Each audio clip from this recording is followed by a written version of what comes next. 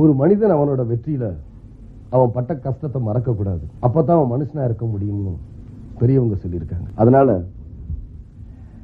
நாங்க பட்ட கஷ்டத்தை என்னைக்குமே மறந்ததில்லை. நாங்க யாருன்னு பாக்குறீங்களா? எனக்காகவே வாழ்ந்துகிட்டு என்னுடைய நலனை தன்னுடைய நலனா நினைச்சு வாழ்ந்துகிட்டு இருக்கிற என்னுடைய ஆருயிர் நண்பன் இப்ராஹிம். நம்ம எல்லாரையுமே மதத்தின் பேரை வச்சு பிரிக்க பாக்குறாங்க. நாம எல்லாருமே அண்ணன் தம்பிங்க தான். என் கையில பாருங்க 786 மோதிரம் இருக்கு. நானும் பள்ளிவாசலுக்கு போறேன், சாமி கும்பிடுறேன்.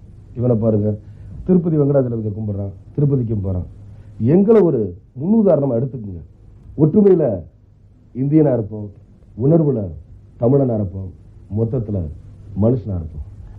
என் உயிரினும் மேலான தமிழ் மக்களுக்கும் நன்றி கூறி விடைபெறுகிறேன். நன்றி, வணக்கம்.